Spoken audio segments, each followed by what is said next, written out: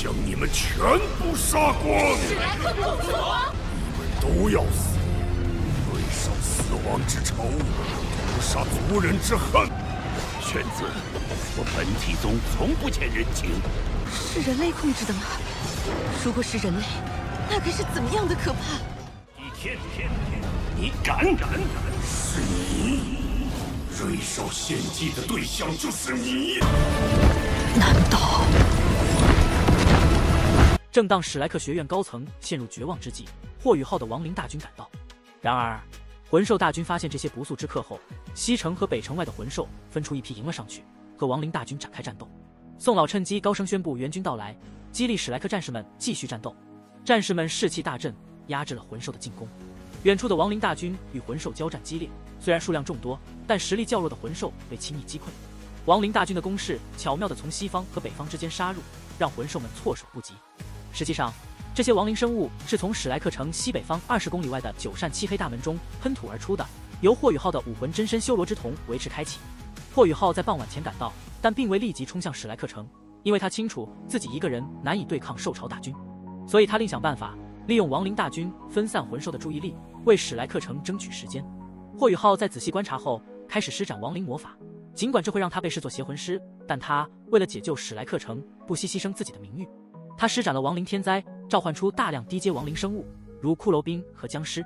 虽然这些亡灵生物实力较弱，但他们不怕死，且在数量上具有优势，能够为史莱克城争取时间并杀伤魂兽大军。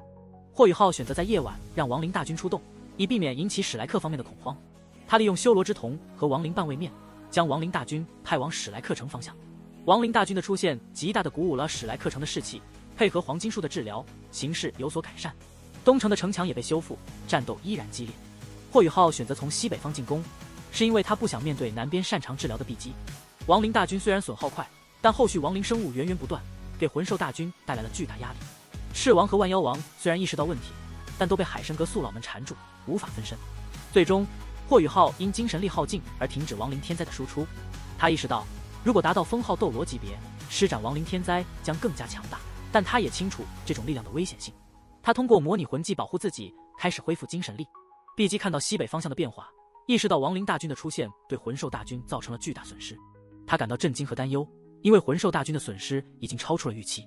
碧姬意识到，即使胜利，魂兽们也无法像最初设想的那样削弱人类实力，反而会遭受重创。他开始思考接下来的行动，因为这场战斗已经变得毫无意义，星斗大森林的力量受到了严重创伤。碧姬在混乱中只能尽力用治疗魂技挽救族人。亡灵大军与魂兽的战斗异常惨烈，但亡灵生物的不怕死特性给魂兽大军带来了巨大困扰。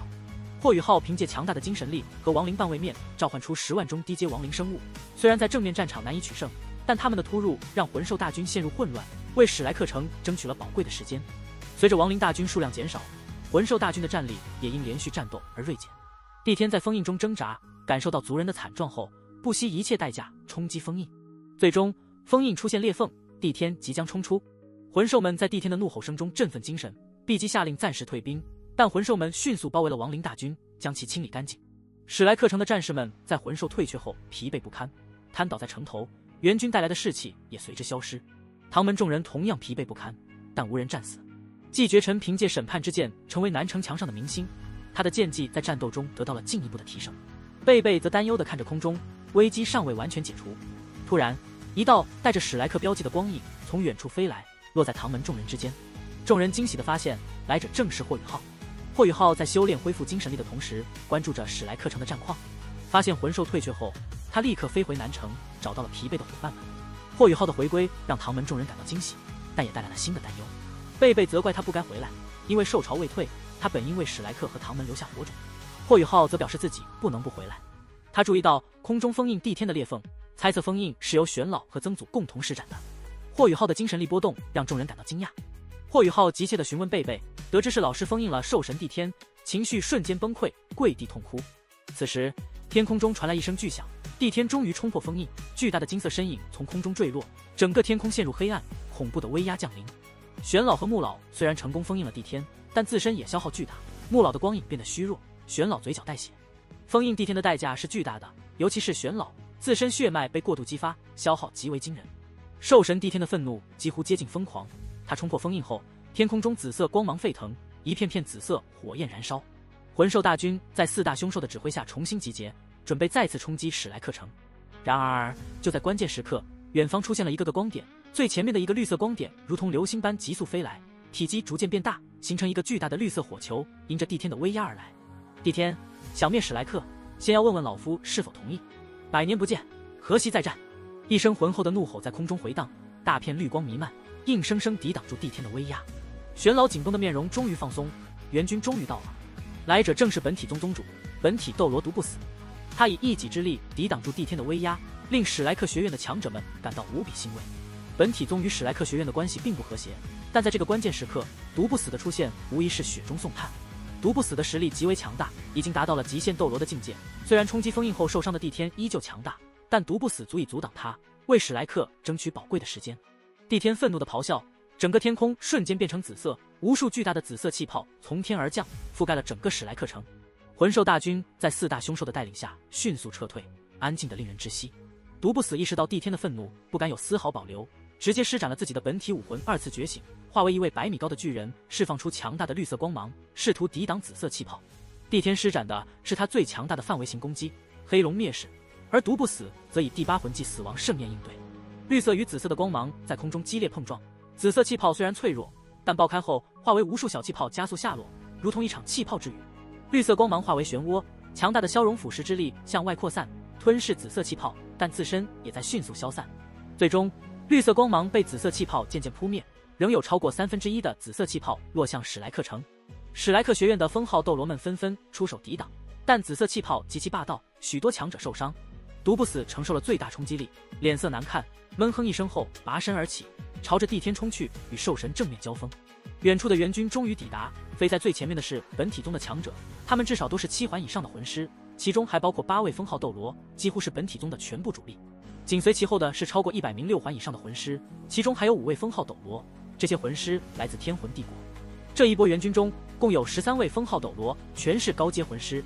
这些援军抵达史莱克城后，立刻分散到4周城墙，封号斗罗则升空，遥望本体斗罗毒不死与兽神帝天的战斗。其中一位封号斗罗金身斗罗金鹏来到玄老面前，表示他们没有迟到。玄老表示感谢。金鹏解释说，史莱克学院救出了天魂帝国参加全大陆青年高级魂师精英大赛被囚禁的人，这些人几乎是天魂帝国的青年才俊，这份人情必须偿还。霍雨浩到天魂帝国首都求援后，天魂帝国迅速响应，本体宗也因与天魂帝国的密切关系前来支援。玄老得知霍雨浩还活着，心中大喜。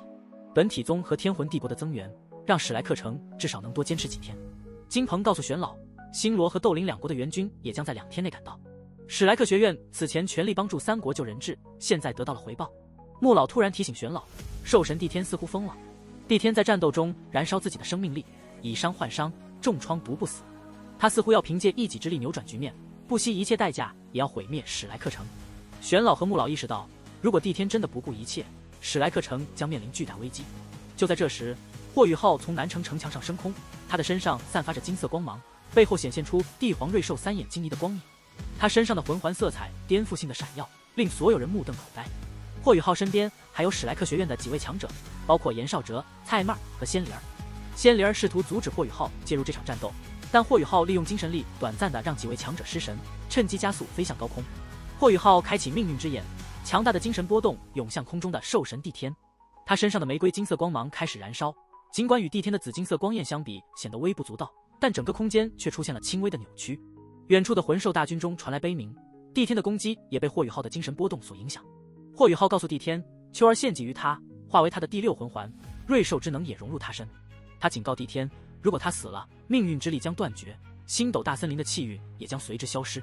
帝天意识到霍雨浩的重要性，愤怒地攻击他。在霍雨浩被兽神帝天擒拿的瞬间，玄老、穆老以及其他海神阁宿老们纷纷冲向空中，试图救援。然而霍雨浩突然大喝一声，释放出极其恐怖的精神意念，让在场的强者们灵魂巨震，身体在空中凝滞。帝天的攻击速度极快，瞬间将霍雨浩擒拿在手，但霍雨浩没有反抗，脸上满是坦然和骄傲。帝天的紫金色龙爪落在霍雨浩身上，恐怖的力量涌入他的体内，熄灭了他燃烧的玫瑰金色光焰。霍雨浩此前为了挣脱仙灵儿等人的限制，已经燃烧了自己的精神之海，这才成功震慑了众多封号斗罗。然而面对兽神的力量，他的精神之海被轻易遏制。霍雨浩被带到帝天面前，显得渺小而无助。帝天愤怒地质问他，威胁要折磨他。但霍雨浩平静地面对痛苦，他的经历让他早已习惯了各种折磨。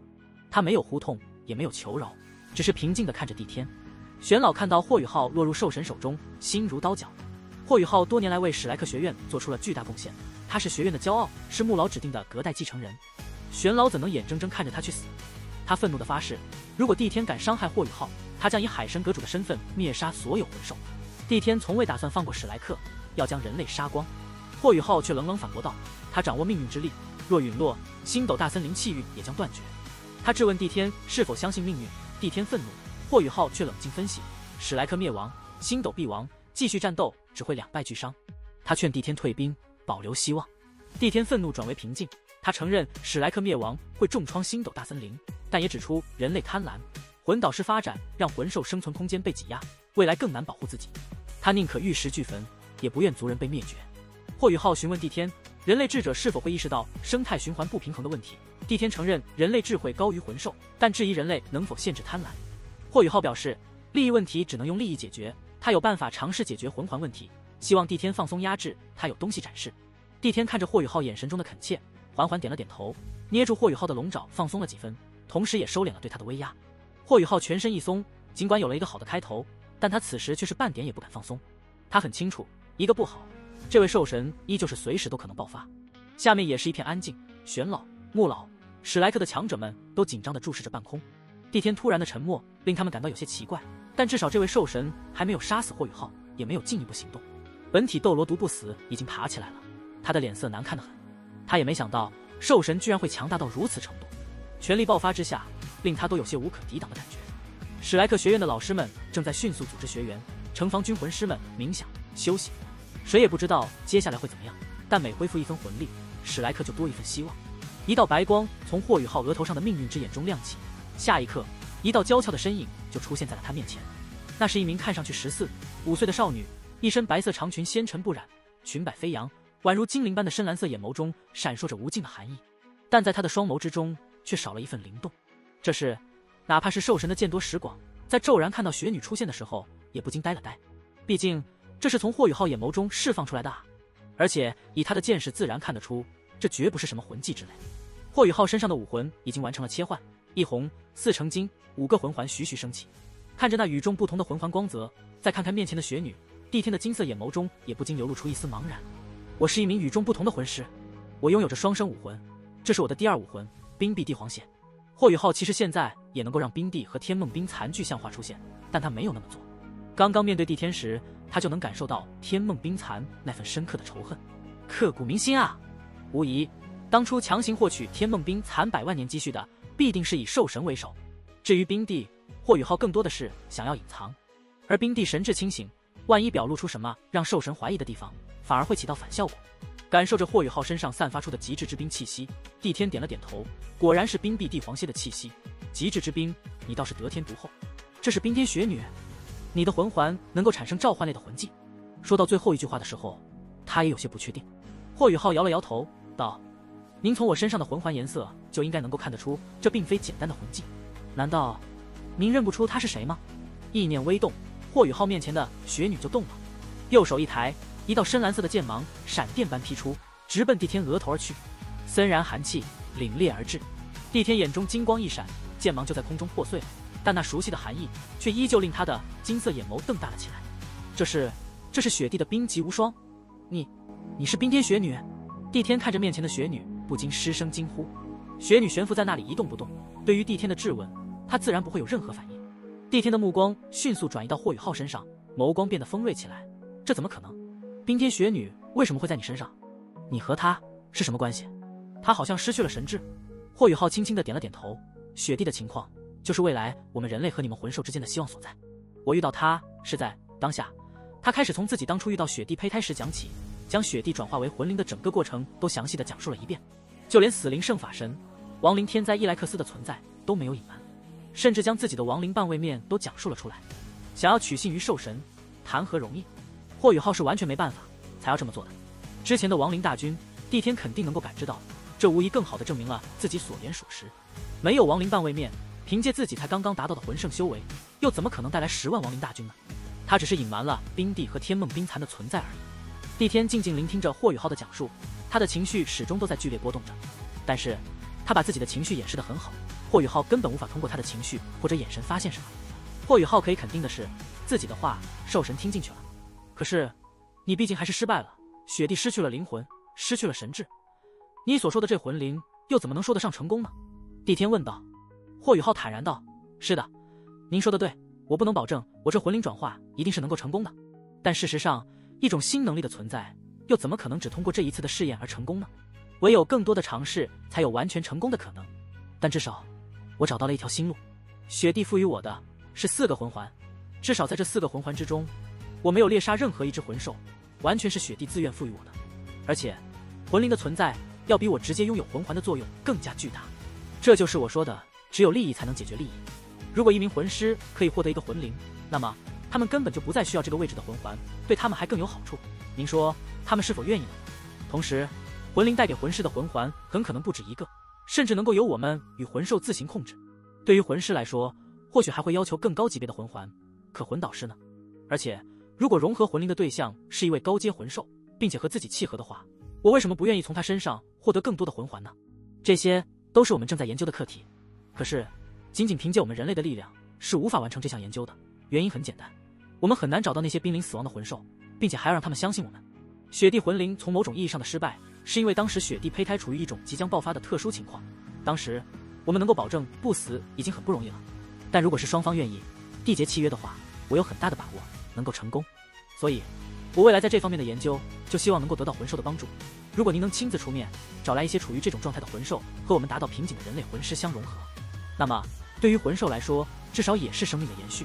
哪怕跟随我们人类魂师、魂导师，最多只能让他们多活100年，但至少他们能够以另外一种形式去感受这个世界，让自己的生命更好的延续一段时间，总比直接归于尘土的要好吧。如果整个研究最终获得足够的成功率，那么未来魂师的选择就变得多了。每一位魂师甚至可以等自己魂力积蓄到足够水平，再和魂灵融合。我甚至希望魂灵能够带给我们的魂环数量足够多的情况下，我们能够由魂灵主动将这些魂环留存下来，在魂师、魂导师下一个阶段需要的时候，主动融合给他。这样，我们人类和魂兽之间，未来或许就不再是敌人，而是相互依存的朋友。如果能够达到这样的结果，那我就心满意足了。霍雨浩没有继续说更多，他知道自己的理念对于魂兽和人类魂师来说都是具有颠覆性的，兽神需要时间去思考与理解。他沉默下来，静静等待。今天，当他从南城城头飞起来的时候，就已经将生死置之度外了。无论在别人怎么看，在他自己心中，这次的灾难就是自己带给星斗大森林的。如果自己不能化解这次的灾难，那就为史莱克而死也是心甘情愿。比以前更冷静的霍雨浩还有着另外的想法。魂灵研究目前最大的瓶颈就是如他所说的那样，没有足够的濒危魂兽进行配合。若是能说动眼前这位兽神的话，那么对于魂灵未来的研究必将有着极大的好处啊。帝天沉默着，足足半晌，才缓缓抬起头。你说的这些，我确实是闻所未闻。我不知道你是否是在用这种方式来欺骗我，但是我可以告诉你，如果你是欺骗我的话，我一定会不惜一切代价将史莱克城毁灭。这次我们魂兽确实是损失惨重，但是如果有下一次的话，你们史莱克城也不会再有黄金树庇护的力量了。你可愿跟我回返星斗大森林，来尝试魂灵的研究？你必须要用行动来证明你刚才所说的话。我愿意。霍雨浩毫不犹豫地坦然说道。帝天点了点头，道：好，那你就跟随我留在星斗好了。三眼睛你死去，你身上带着我们星斗的气运，从今以后，只要你留在星斗，并且为了人类和魂兽之间的魂灵转换做研究，我就收了这次兽潮，